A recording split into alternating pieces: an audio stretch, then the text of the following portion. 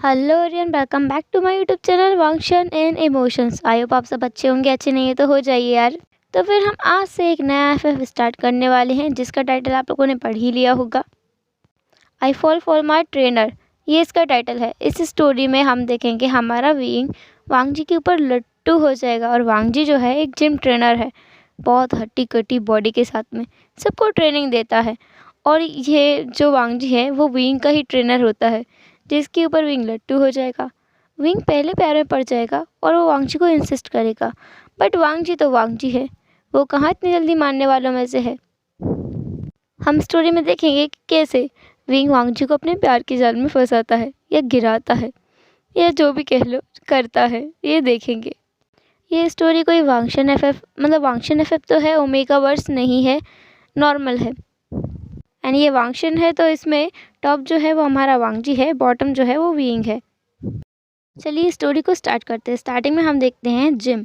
Gym के अंदर wing जो कि एक डंबल उठाने की कोशिश कर रहा है और देखता है वो कि ये बहुत ज़्यादा भारी है। उसका ट्रेनर वांग जी वहीं पर अपने हाथों को फोल्ड करके अपने सीने पे खड़ा है और विंग को देख रहा है। विंग ने कहा, ये तो बहुत भारी है। तो उसके ट्रेनर यानी वांग जी ने कहा, इसे उठाओगे नहीं तो बॉडी नहीं बनेगी, और अगर तुम्हें ऐसा कुछ करना है, इतना आलस खाना है, तो कल से आने की कोई ज़रूरत नहीं है। हमारे पास और भी कस्टमर्स हैं और भी क्लाइंट्स हैं। ऐसा बोलकर वांग जी तो वहाँ से चला गया और विंग खुद से बड़बड़ाने लगा, क्या पता कौन सी किस्मत ख़राब है, पता नहीं क्यों फादर मुझे यहाँ लेके आए हैं। इतना भी क्या ज़रूरी है जिम करना, वो खुद करते हैं, वही बहुत नहीं है क्या, मुझे भी यहाँ ला के पटक दिया। मुझे कोई इंटरेस्ट नहीं है इस चीज़ को उठाने में। ऐसा बोलते हुए उसने उस डंबल को लात मारी और फिर अपने पैर को पकड़ करके एक टांग पे उचकने लगा। उसने कहा, आउच, आज का दिन ही खराब है मेरा, देखो मेरे पैर में भी चोट लग गई। वांग जी वापस आ गया था। उसने कहा, ये डांस करने की जगह नहीं है। विंग ने बैठा, उसने कहा, मैं डांस नहीं कर रहा था, मेरे पैर में थोड़ा लग गई थी। वांग जी ने कहा, तुमने उसे उठाया तो है नहीं, तुम्हारे पैर में कहाँ से लगी। विंग ने कहा, वो मैंने उसमें पैर मारा तो मेरे लग गए।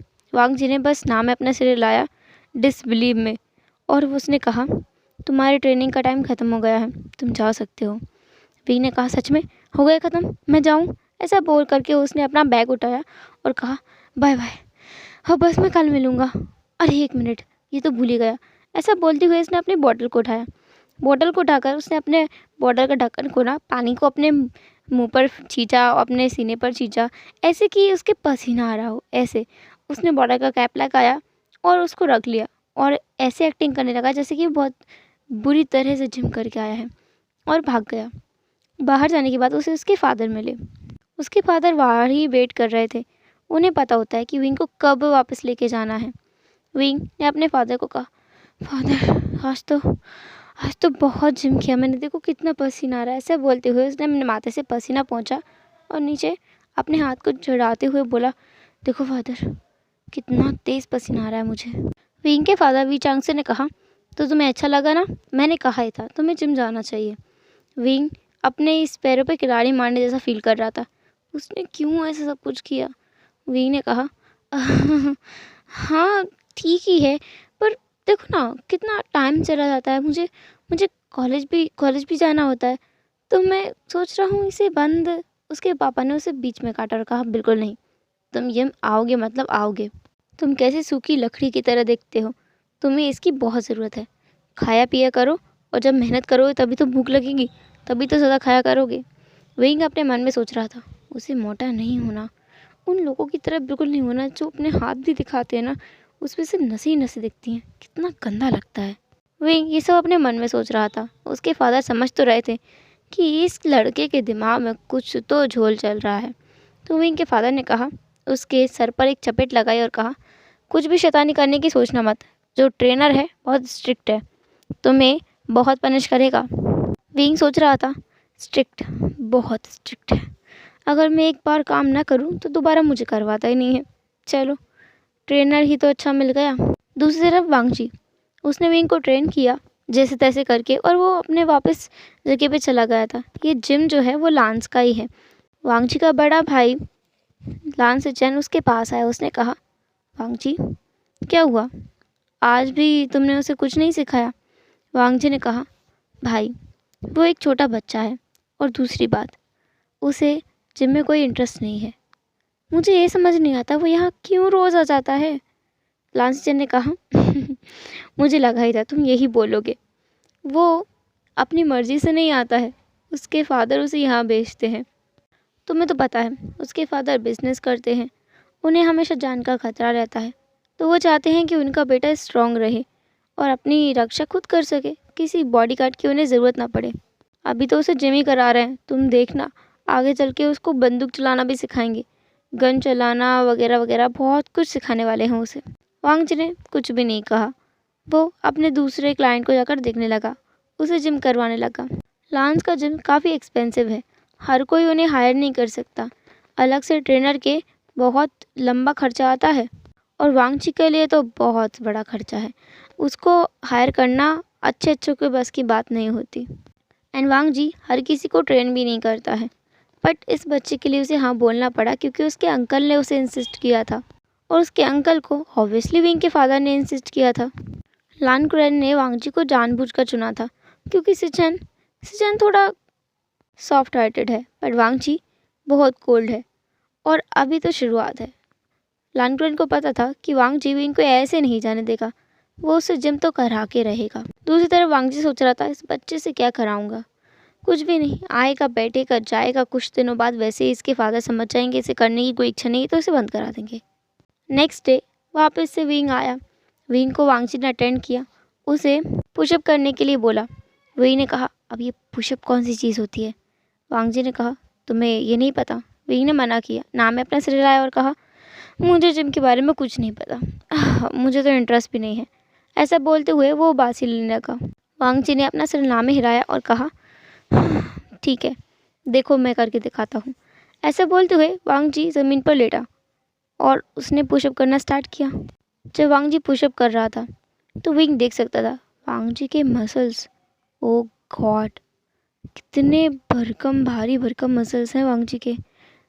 उसके लूज टीशर्ट्स में भी विंग देख सकता था वांग जी के सिक्स पैक्स, नॉट रियली बहुत साफ तो नहीं, बट वो देख पा रहा था। विंग खुद से कह रहा था, वाओ, इसकी बॉडी कितनी ज़्यादा हैवी है, कितनी सॉलिड है यार, इससे तो कोई भी लड़ने से डरता होगा। हाँ, बट मुझे ऐसी बॉडी में कोई इंटरेस्ट नहीं है, मेरी बॉडी को मैं ऐसा नहीं करना चाहता।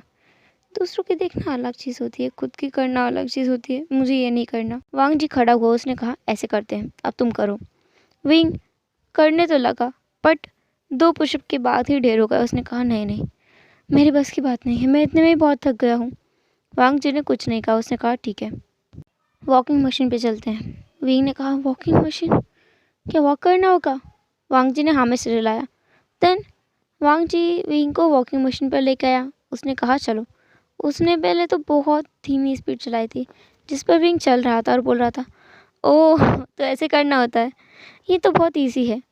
वांग जी अब इस बच्चे को इतनी आसानी से नहीं जाने देगा। ये बच्चा पूरे 1 हफ्ते से उसे परेशान किए जा रहा है, ना ट्रेनिंग करता है, बस उसे परेशान करता रहता है। वांग जी ने उसकी स्पीड बढ़ाई, विंग थोड़ा जल्दी चलने लगा। वांग जी ने फिर स्पीड बढ़ाई, विंग थोड़ा और जल्दी चलने लगा। ऐसे ही करते करते एक टाइम ऐसा आया जब वांग जी ने फुल स्पीड कर दी और विंग को दौड़ना पड़ा बहुत तेज़ी से। विंग ने कहा, इसे रोको, हाँ, इसे रोको, मेरे दम निकल जाएगा मेरा, अरे इसे रोको, कोई रोको प्लीज़, मुझे कोई बचाओ, ये पागल इंसान ने क्या कर दिया। विंग ने उस मशीन के दोनों तरफ के जो हैंडल्स हैं उसको पकड़ा और अपने पैरों को ऊपर उठा लिया। वो मशीन बहुत तेज़ी के साथ चल रही थी। विंग ने कहा, मैं गिर जाऊंगा तो मेरे पैरों के ना 2 टुकड़े हो जाएंगे, इसको बंद करो। वांग जी ने उसे बंद नहीं कर रहा था। जेबूजन वहाँ आए, उन्होंने मशीन को बंद किया और वांग जी से कहा, अजान, ये क्या है? वांग जी ने कहा, ब्रदर, ये दौड़ना चाहता था तो मैंने मशीन को तेज़ कर दिया। बल्कि वांग जी झूठ बोल रहा था। विंग कुछ बोलने वाला था, बट वो बिल्कुल चुप हो गया क्योंकि वो क्या बोले उसे समझ ही नहीं आ रहा है। ये बात तो सच है कि अगर उसने ये कहा कि वो एक्सरसाइज नहीं करना चाहता तो हो सकता है जेबूजन उसके पिता को बता दें, उसके पापा उसे बहुत डांटेंगे और बहुत कुछ हो जाएगा गड़बड़। विंग का घर से बाहर निकलना ही बंद हो जाएगा। यही तो कंडीशन लगी थी उसके फादर ने। फ्लैशबैक में हम 1 हफ्ते पहले चलते हैं। जब विंग और उसके फादर के बीच में झगड़ा हो रहा था। विंग के फादर बोल रहे थे, विंग तुम्हें घर ही रहना चाहिए, तुम बाहर नहीं जाओगे, बाहर बहुत खतरा है। विंग बोल रहा था, फादर मैं बाहर नहीं जाऊँगा तो मैं दम घुट घुट के यहीं मर जाऊँगा, मैं मेरे कॉलेज तो जाऊँगा ही ना।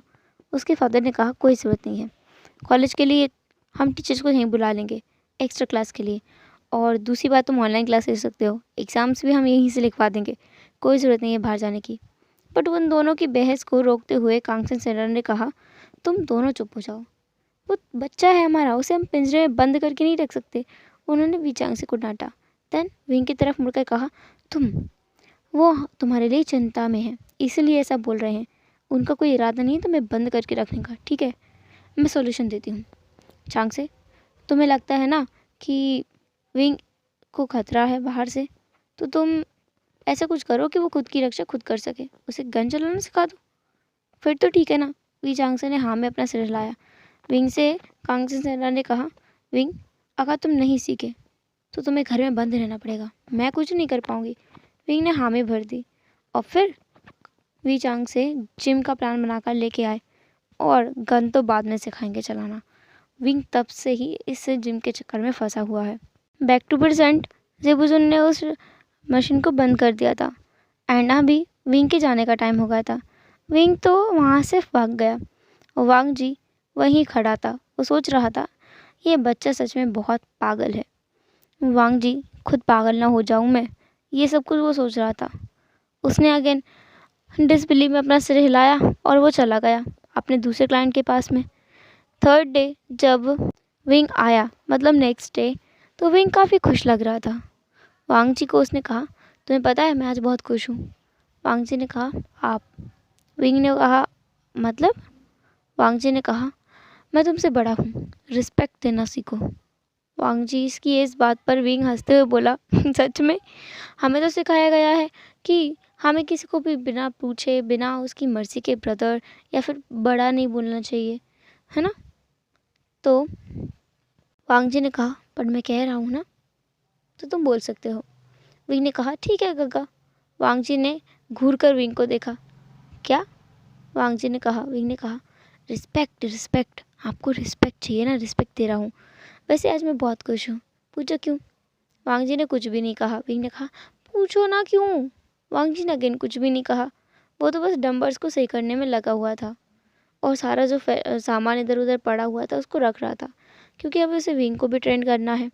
विंग ने कहा, वांग जी। वांग जी रुक गया कि उसका नाम लिया इस बच्चे ने।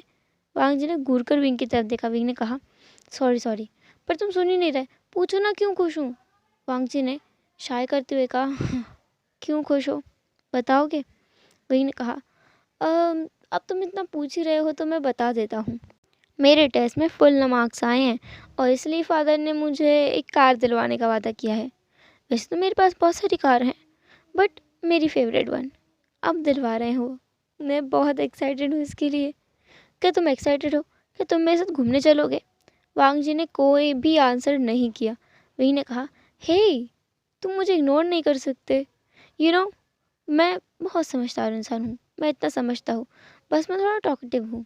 वांग जी के मन में चल रहा था, समझदार, और ये किस एंगल से? वांग जी ने फिर भी कुछ कहा नहीं।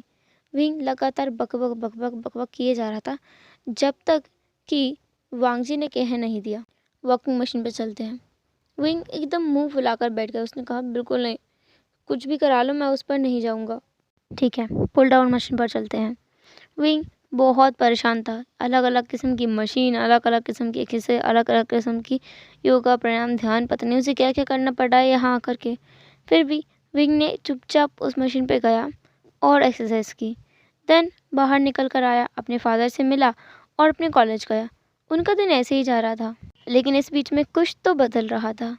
अब वांगजी महसूस कर पा रहा था कि विंग पहले की तरह उसे टीज़ नहीं करता। उसका टीज़ करने का तरीका बदल गया है। पहले विंग बस अपनी बातों से भी वांगजी को टीज़ करता था, पर अब अपनी हरकतों से करता है। जब वांगजी उसे पुशअप करवाता है तो विंग उससे बोलता है कि अपने पीठ पर वजन रखो थोड़ा सा, और बहुत कुछ। पूरा जो इसका जिम का स्केड्यूल है उसको करते हुए वो कोशिश करता है कि वांगजी उसे टच करे या फिर विंग वांगजी को टच करे। वांग जी को ये थोड़ा ऑकवर्ड लगता है, थोड़ा अजीब लगता है, बट फिर भी वो इस चीज़ को हैंडल कर लेता है। जिम है तो ये तो नॉर्मल ही है, करना ही चाहिए। वो बाकी लोगों के साथ भी करता है, बट उसे विंग के साथ थोड़ा अजीब लगता है। विंग की आंखों में कुछ तो अजीब उसे लगता है। दूसरी तरफ विंग, जो कि वांग जी का पूरा लट्टू हो चुका था, उसे लगता था कि काश वांग जी उसे पसंद करने लगे। उसने आज तक कभी किसी लड़के को डेट नहीं किया। वांग जी हालांकि उससे काफ़ी बड़ा है, बट फिर भी वो वांग जी को डेट करना चाहता है। क्या वो मानेगा? विंग के दिमाग में एक खुराफाती आइडिया आया। उसने को से कहा, वाह विंग, तुम तो बहुत शातिर दिमाग है यार, कितना अच्छा प्लान सोचा है। अब तो मास्टर जिम मास्टर हमें कभी मना कर ही नहीं पाएंगे। ओह गॉड, मैं कितना ज़्यादा होशियार हूँ। Keep it up wing, keep it up. ऐसा कहते हुए उसने खुद की ही पीठ को थपथपाया और वांग जी उसे घूरे जा रहा था। वांग जी अपनी आंखों से ही पूछ रहा था, क्या हुआ? विंग ने कहा, कुछ भी तो नहीं, बस मैं सोच रहा था कल मैं जिम जल्दी आ जाऊँ। वांग जी ने कहा, जल्दी? विंग ने कहा, हाँ जल्दी। क्या कोई कोई और क्लाइंट आता है सुबह सुबह? वांग जी ने अपना सिर ना हिलाया। पहला कस्टमर विंग ही आता है उसके पास, इसलिए वांग जी ने कहा, ठीक है, कितने बजे? विंग ने कहा, सुबह सुबह 5 बजे। वांग जी थोड़ा हैरान था। विंग खुद तो 8 बजे आता है और 5 बजे, 3 घंटे पहले, ये उठता भी होगा? वांग जी ने कुछ नहीं कहा। वांग जी ने कहा, ठीक है, और विंग उस दिन वहाँ से चला गया। वांग जी ये सोच तो रहा था, इसके दिमाग में सच में कुछ ना कुछ तो खिचड़ी पक रही है। कल वो अकेला नहीं आएगा, अपने भाई को बोल देगा कि वो भी आए। उनका जिम 5 बजे से चालू होता है, 8 बजे से चालू होता है, लेकिन जब विंग 5 बजे आ रहा है और उसे बुला रहा है तो उसके भाई को भी आना चाहिए। क्या पता ये लड़का कुछ कुछ शरारत कर दे और वांग जी उसमें फंस जाए। इसका कोई भरोसा नहीं है, बड़े बाप की औलाद है, कुछ भी कर सकता है। वांग जी को अभी तक विंग की फीलिंग्स के बारे में कुछ भी हिंट नहीं थी, और विंग तो कुछ और ही सोच समझ रहा था।